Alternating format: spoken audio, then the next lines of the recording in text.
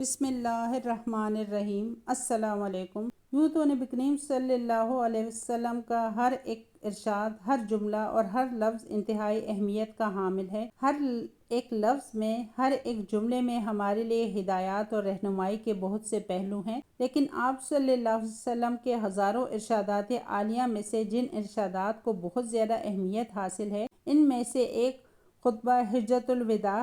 نبی کریم صلی اللہ علیہ وسلم نے خود اس خطبے میں ارشاد فرمایا، یہ میری تم سے آخری اجتماعی ملاقات ہے، شاید اس مقام پر اس کے بعد میں تم سے نہ مل سکوں۔ یعنی حضور نبی کریم صلی اللہ علیہ وسلم کے ذہن میں یہ بات تھی کہ میں اپنے صحابہ کرام سے آخری اجتماعی ملاقات کر رہا ہوں۔ خطبہ حجۃ الوداع کو اسلام میں بڑی اہمیت حاصل ہے۔ خطبہ حجۃ الوداع بلا شبہ انسانی حقوق کا اولین اور مثالی منشور اعظم ہے۔ اس منشور میں کسی گروہ کی حمایت، کوئی نسلی، قومی مفاد، کسی قسم کی ذاتی غرض وغیرہ کا کوئی شائبہ تک نظر نہیں آتا۔ آپ نے اس خطبے میں اتحاد امت کا موضوع اپنے سامنے رکھا اور پھر امت کی پوری توانائی اسی موضوع پر صرف فرما دی۔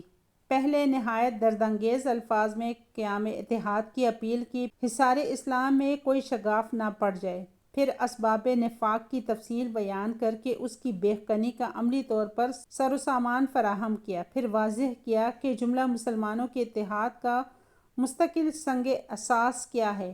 آخری وصیت یہ فرمائی، ان ہدایات کو آئندہ نسلوں میں پھیلانے اور پہنچانے کے فرض میں کوتاہی نہ کرنا۔ خاتمہ تقریر کے بعد حضور صلی اللہ علیہ وسلم نے اپنی ذات کی سرخروئی کے لیے حاضرین سے شہادت پیش کرتے ہوئے اس طرح بار بار اللہ کو پکارا کہ مخلوق خدا کے دل پگھل گئے، آنکھیں سیلاب بن گئیں اور روحیں انسانی جسم میں تڑپنے لگیں۔ 10 ہجری میں نبی کریم صلی اللہ علیہ وسلم نے حج کا ارادہ فرمایا، جو آپ صلی اللہ علیہ وسلم کا آخری حج تھا، اور اسی حج کو حجۃ الوداع کہا جاتا ہے۔ آج کی اس ویڈیو میں آپ کو آپ صلی اللہ علیہ وسلم کے آخری حج کی مکمل احوال سے باخبر کروں گی۔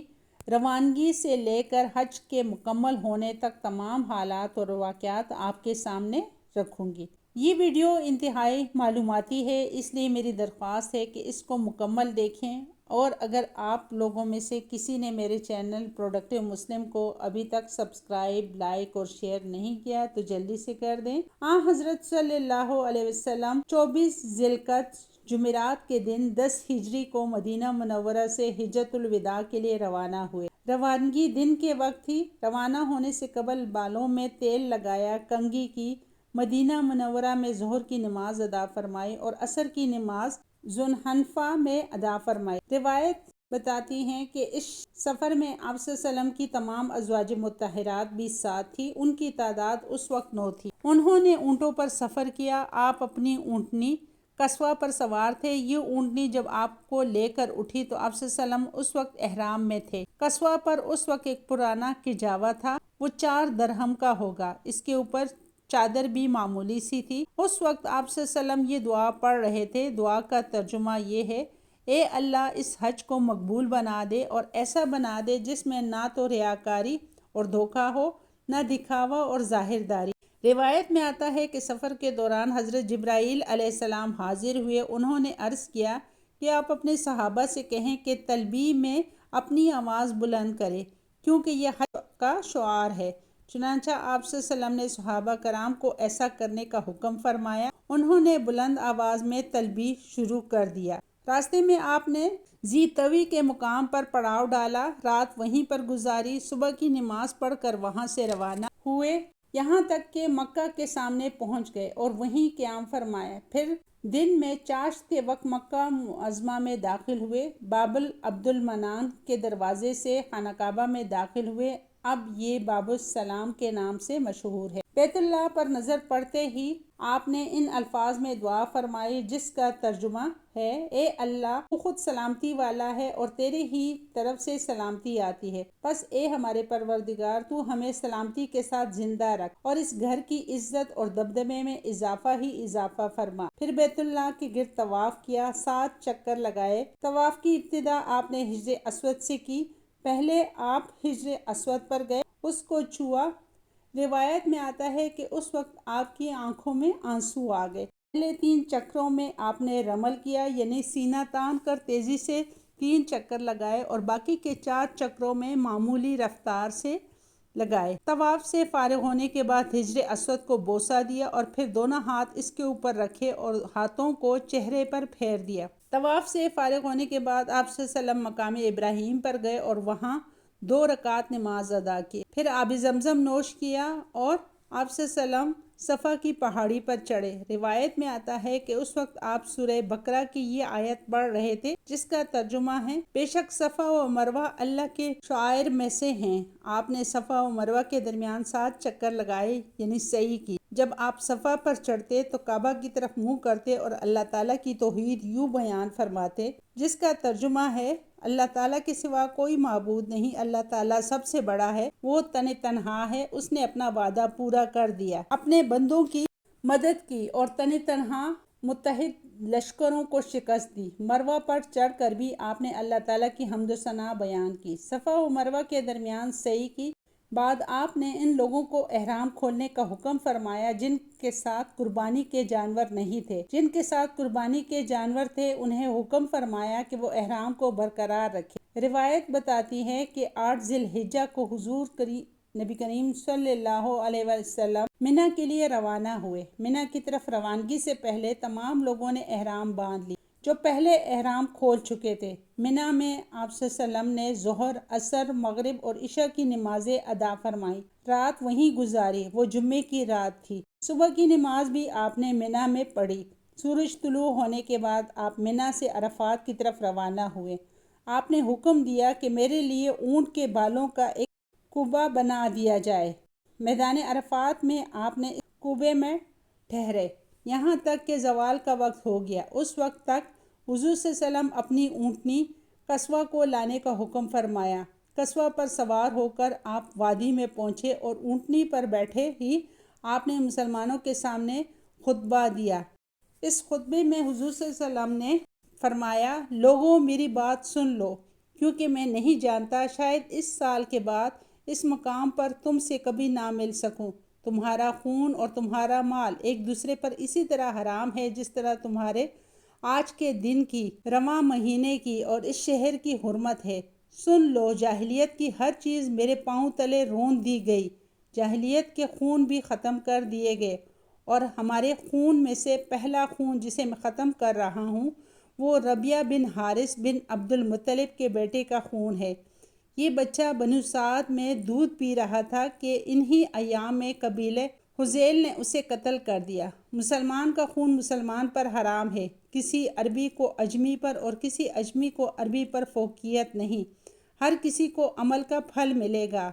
دوہرے جاہلیت کا سود ختم کر دیا گیا اور ہمارے سود میں سے پہلا سود جسے میں ختم کر رہا ہوں وہ عباس بن عبد المطلب کا سود ہے۔ اب یہ سارے کا سارا سود ختم ہے۔ ہاں، عورتوں کے بارے میں اللہ سے ڈرو، کیونکہ تم نے انہیں اللہ کی امانت کے ساتھ لیا ہے اور اللہ کے کلمے کے ذریعے یہ حلال کیا ہے۔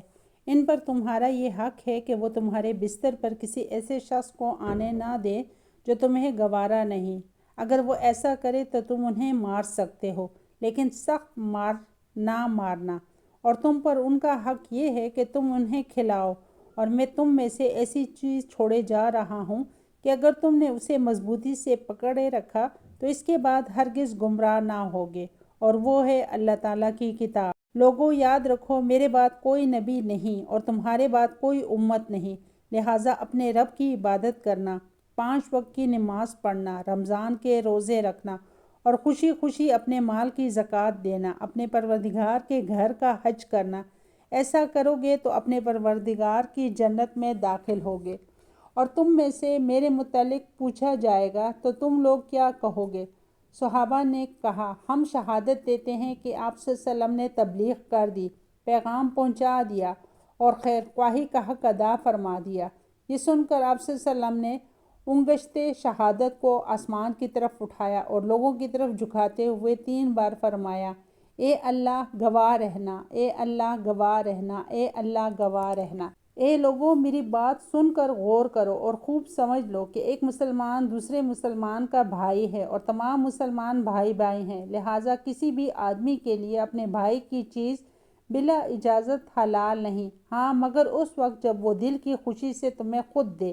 بس تم اپنے پر کسی بھی حالت میں ظلم نہ کرو۔ لوگوں بتاؤ میں نے تبلیغ کا حق ادا کر دیا ہے؟ لوگوں نے جواب میں کہا یقیناً۔ اس پر آپ صلی اللہ علیہ وسلم نے آسمان کی طرف رخ کیا اور شہادت کی انگلی اٹھا کر کہا کہ اے اللہ گواہ رہیے گا، اے اللہ گواہ رہیے گا، اے اللہ گواہ رہیے گا۔ یہ تھا نبی کریم صلی اللہ علیہ وسلم کا حجۃ الوداع کا خطبہ۔ یہ بیان بتاتی ہے کہ خطبے سے پہلے آپ نے حضرت بلال رضی اللہ تعالیٰ عنہ کو اذان کا حکم دیا۔ اذان کے بعد ظہر کی تکبیر کہی گئی اور ظہر کی نماز ادا کی گئی، کی نماز کے لیے تکبیر کہی گئی اور نماز ادا کی گئی۔ یہ دونوں نمازیں ایک ساتھ ادا کی گئی۔ دونوں نمازوں کے لیے اذان ایک کہی گئی اور تکبیریں الگ الگ کہی گئی۔ عرفات میں ایک جماعت خدمت اقدس میں حاضر ہوئی اور انہوں نے پوچھا حج کس طرح ادا کیا جاتا ہے؟ انہوں نے فرمایا حج دراصل وقوف عرفات کا نام ہے، یعنی عرفات میں ٹھہرنا۔ عرفات کا پورا میدان وقوف عرفات کی جگہ ہے۔ اس کے بعد آپ صلی اللہ علیہ وآلہ وسلم مزدلفہ کے لیے روانہ ہوئے۔ اس وقت آپ نے حضرت اسامہ بن زید کو اپنے پیچھے بٹھا لیا۔ آپ لوگوں کو اطمینان سے چلنے کا حکم فرماتے رہے۔ اس طرح مزدلفہ پہنچنے پر یہاں مغرب اور عشاء کی نمازیں ایک ساتھ ادا فرمائیں۔ یہ دونوں نمازیں عشاء کے وقت پر پڑھی گئیں۔ عورتوں اور بچوں کے لیے آپ نے حکم فرمایا کہ آدھی رات کے 1 گھنٹے بعد ہی مزدلفہ سے منی کی طرف روانہ ہو جائے تاکہ وہاں ہجوم ہونے سے پہلے شیطان کو کنکریاں مار سکے۔ فجر کا وقت ہوا تو آپ نے منہ اندھیرے ہی نماز پڑھائی اور سورج نکلنے سے پہلے ہی مزدلفہ سے منی کی طرف روانہ ہوئے اور بڑے جمرات شیطان پر پہنچ کر آپ نے 7 کنکریاں ماری۔ اس عمل کو رمی کہتے ہیں۔ یہ کنکریاں مزدلفہ سے چنی جاتی ہیں۔ ہر کنکری مارتے وقت آپ صلی اللہ علیہ وسلم اللہ اکبر کہتے رہے۔ اس وقت بھی آپ اونٹنی پر سوار تھے۔ حضرت بلال رضی اللہ تعالیٰ عنہ اور حضرت اسامہ رضی اللہ تعالیٰ عنہ آپ کے پاس تھے۔ حضرت بلال رضی اللہ تعالیٰ عنہ نے آپ کی اونٹنی کے لگام پکڑ رکھی تھی اور حضرت اسامہ رضی اللہ تعالیٰ عنہ آپ کے اوپر کپڑے سے سایہ کیے ہوئے تھے۔ روایت میں آتا ہے کہ اس موقع پر آپ صلی اللہ علیہ وسلم نے مسلمانوں کو خطبہ دیا۔ اس میں ایک دوسرے کے مال اور عزت کو حرام قرار دیا۔ آپ نے ذی الحجہ کے 10ویں تاریخ کو حرمت کا دن قرار دیا اور فرمایا اے لوگو تمہارا خون، تمہارا مال اور تمہاری عزت و ناموس دوسرے پر اس طرح حرام ہے جس طرح یہ دن لیے حرمت کا دن ہے، جس طرح اس شہر کی حرمت اور جس طرح اس مہینے کی حرمت ہے۔ یہ الفاظ کئی مرتبہ فرمائے گئے۔ آخر میں دریافت فرمایا اے لوگوں کیا میں نے تبلیغ کا حق ادا کر دیا ہے؟ لوگوں نے اقرار کیا۔ پھر آپ نے فرمایا کہ تم میں سے جو موجود ہے وہ غائب تک یہ تبلیغ پہنچا دے۔ میرے بعد تم کفر کی تاریکی میں لوٹ نہ جانا کہ آپس میں ایک دوسرے کی گردنیں مارنے لگو۔ حضور صلی اللہ علیہ وسلم نے لوگوں کو یہ بھی فرمایا کہ وہ مجھ سے حج کے مناسک یعنی ارکان سیکھ لے، کیونکہ یہ ممکن ہے کہ اس کے بعد مجھے حج کا موقع نہ ملے، اور ایسا ہی ہوا کیونکہ اس حج کے صرف 3 ماہ بعد آپ کی رحلت ہو گئی۔ اس کے بعد آپ منی میں قربانی کے لیے تشریف لائے اور 63 اونٹ قربان فرمائے۔ یہ سب جانور آپ مدینہ منورہ سے ہی لائے تھے اور آپ صلی اللہ علیہ وسلم نے اپنے دست مبارک سے انہیں ذبح کیا، گویا اپنی عمر کے ہر سال کے بدلے ایک جانور قربان کر دیا۔ روایت میں آتا ہے کہ قربان کے گوشت میں سے آپ کے لیے کچھ گوشت پکایا گیا اور آپ نے تناول فرمایا۔ باقی اونٹوں کو ذبح کرنے کے لیے آپ نے حضرت علی رضی اللہ تعالیٰ عنہ کو حکم فرمایا۔ اس طرح 37 اونٹ حضرت علی رضی اللہ تعالیٰ عنہ نے ذبح کیے۔ حضور صلی اللہ علیہ وسلم نے ان جانوروں کا گوشت لوگوں میں تقسیم کیا۔ منی کا تمام مقام قربانی کی جگہ ہے۔ اس کے کسی بھی حصے میں جانور قربان کیا جا سکتا ہے۔ قربانی سے فارغ ہونے کے بعد آپ نے سر کے بال منڈوائے اور اپنے بال صحابہ کرام رضی اللہ تعالیٰ عنہ میں تقسیم کیے گئے۔ اس وقت آپ نے یہ دعا فرمائی جس کا ترجمہ ہے اے اللہ سر منڈوانے والوں کی مغفرت فرما۔ روایت میں آتا ہے کہ سر منڈوانے کے بعد حضرت عائشہ رضی اللہ تعالیٰ عنہا نے خوشبو لگائے اور اس کے بعد حضور صلی اللہ علیہ وسلم مکہ جانے کے لیے سواری پر تشریف فرما ہوئے۔ مکہ پہنچ کر ظہر سے پہلے طواف کیا جس کو طواف افاضہ کہتے ہیں، جو حج میں فرض ہے۔ اس کے بغیر حج نہیں ہوتا۔ اس کے بعد حضور صلی اللہ علیہ وسلم نے زمزم کے کنویں سے زمزم نوش فرمایا، کچھ پانی اپنے سر مبارک پر بھی چھڑکا، پھر آپ نے منا واپس تشریف لے گئے، وہیں ظہر کی نماز ادا کی۔ روایت بتاتی ہے کہ آپ 3 دن تک منا میں ٹھہرے رہے، 3 دن تک رمی یعنی شیطان کو ساتھ کنکریاں مارتے رہے۔ اس کے بعد مکہ واپس تشریف لائے اور لوگوں سے کہا، لوگوں اپنے علاقوں میں واپس لوٹنے سے پہلے بیت اللہ کا طواف کرو۔ اس کو طواف وداع کہتے ہیں، یعنی مکہ مکرمہ سے رخصت ہوتے وقت کا طواف۔ ویورز، مجھے امید ہے کہ آپ کو میری یہ کاوش پسند آئی ہوگی۔ آئیں ہم سب مل کر اللہ تعالیٰ سے یہ دعا کریں کہ اگلے سال ہم سب کو حج کی سعادت نصیب فرمائے، اور میری چھوٹی سی کوشش کو اللہ تعالیٰ اپنی بارگاہ میں قبول و منظور فرمائے۔ آمین ثم آمین۔ اللہ حافظ۔